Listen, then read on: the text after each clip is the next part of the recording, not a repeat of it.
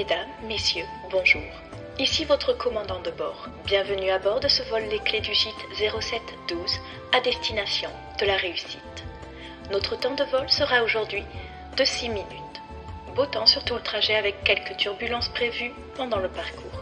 À l'arrivée, ce sont des éclaircies avec une température idéale de 12 degrés et la satisfaction d'être enfin arrivé à destination. Ladies and gentlemen, this is your captain speaking. Ok, je vais m'arrêter là et vous épargner mon accent désastreux. Vous l'aurez compris, aujourd'hui, nous embarquons pour une destination qui fait peur, qui éveille beaucoup de questionnements et de doutes. Nous sommes en route vers le lancement d'une activité de gîte ou de chambre d'hôte. N'ayez crainte, l'équipage et moi-même sommes là pour vous guider et vous offrir le plus agréable des voyages. Les téléphones portables doivent maintenant être éteints jusqu'à l'arrivée de notre point de stationnement. Veuillez attacher et ajuster votre ceinture de sécurité. Au nom des Clés du Gîte et de ses partenaires, nous vous souhaitons un très bon voyage. PNC aux portes, armement des toboggans. Vérifiez la porte opposée. Vous avez envie de changement, de plus de sens, de renouveau dans votre carrière professionnelle. Vous savez aujourd'hui que votre ambition est de lancer votre activité de gîte ou de maison d'hôte. Ok, mais par où commencer ? Voici les 3 étapes qui me semblent primordiales pour amorcer votre projet. Tout d'abord, rencontrez votre banquier. Je sais, ça peut sembler prématuré, mais de mon point de vue, c'est déterminant pour la suite. Pas besoin de rentrer dans les détails avec votre conseiller à ce stade. Vous pouvez même dire que vous réfléchissez à investir dans l'immobilier sans en dire plus. L'objectif est de connaître votre capacité d'emprunt. Cela vous aidera à orienter vos recherches, que ce soit pour la zone géographique dans laquelle vous installez ou dans la sélection des maisons à visiter. Le budget annoncé vous permet-il des travaux ? Est-ce qu'il correspond à vos projections ? Implique-t-il de repenser le projet ? Est-ce que cela signifie que vous ne pourrez pas vous permettre de quitter votre activité principale dans un premier temps, etc.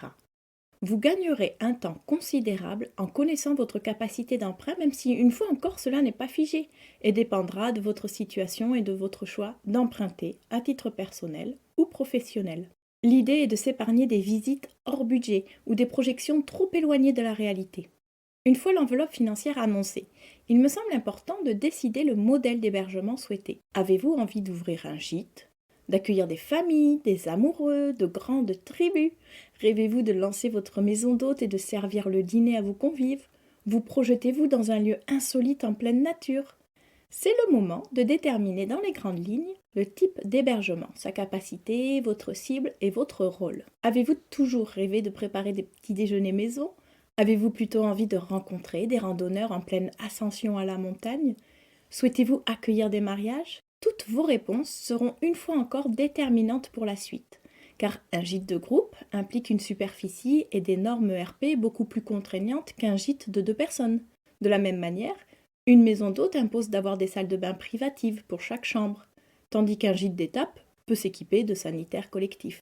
Dans le cas d'un gîte, avez-vous besoin d'une dépendance ? Si vous souhaitez organiser des réceptions, il vous faudra une cuisine professionnelle pour les traiteurs. Je peux continuer comme ça toute la journée. Du choix du modèle d'hébergement découle un ensemble de contraintes qu'il vous faut connaître en avance pour passer à l'étape 3, déterminer la zone d'implantation. Votre projet s'inscrit-il dans votre ville d'habitation ? Est-ce une volonté de votre part de changer complètement d'environnement et de partir vivre à l'autre bout de la France ? Au contraire, voulez-vous vous rapprocher de votre famille ? En ayant une approximation de votre budget et du type d'établissement que vous souhaitez ouvrir, vous pouvez réfléchir à la zone d'implantation de façon beaucoup plus raisonnable et constructive. En effet, il sera plus facile d'évaluer si vos projections collent avec vos moyens. Est-ce pertinent d'imaginer une installation près de la mer ou d'acheter un terrain à bâtir, d'investir dans 3 appartements tout neufs plutôt que dans un vieux corps de ferme ? Étant donné que vous avez déterminé dans les grandes lignes votre cible, se trouve-t-elle à 1 heure de Paris ? Ou est-elle prête à faire plus de 3 heures de trajet pour une expérience insolite ? Si c'est plus parlant pour vous, imaginez un entonnoir. Plus on précise son projet, plus on l'affine et plus il coule de sens. Et si jamais c'est trop compliqué et que vous n'arrivez pas à savoir exactement ce que vous voulez, alors prenez le problème à l'envers et mettez à l'écrit ce que vous ne voulez pas. Cela vous aidera à y voir plus clair et mettra en évidence certaines caractéristiques auxquelles vous n'aviez peut-être pas pensé. Pour récapituler, voici selon moi les 3 étapes clés pour commencer votre projet de gîte ou de maison d'hôte. 1. Connaître votre capacité d'emprunt. 2. Définir le modèle d'hébergement souhaité. 3. Déterminer la zone d'implantation du projet. Ensuite, vous pourrez passer à l'une des étapes les plus excitantes, les visites. Je vous garantis que vous allez gagner du temps et surtout vous faciliter la vie en pouvant filtrer vos recherches selon les critères établis au préalable. Pas de risque d'être déçu en visitant un superbe manoir du XVe siècle absolument hors budget ou de vous restreindre à des maisons à rénover alors que vous pouvez accéder à des biens neufs. Ne vous éparpillez pas car le parcours qui vous attend va être sportif. Il faut que vous soyez en forme. Pour aller plus loin, vous pouvez également consulter mon article et les 50 questions à se poser avant de se lancer, disponible sur le site internet des Clés du Gîte. Merci à toutes et tous pour votre écoute. J'espère que vous avez fait bon voyage et que vous êtes prêts et prêtes à vous lancer. Belle journée et à demain pour un nouvel épisode. Vous venez d'écouter un épisode spécial calendrier de l'Avent et je vous en remercie. Pour soutenir le podcast, mon plus beau cadeau de Noël est de recevoir une avalanche d'avis et 5 étoiles sur Apple Podcast. Cela ne prend qu'une minute et c'est la meilleure manière de témoigner votre intérêt pour mon contenu et de le faire connaître au plus grand nombre. Bah oui, faut savoir partager, c'est ça l'esprit de Noël. Merci à tous et à demain pour encore plus de conseils, d'astuces et de bonne humeur.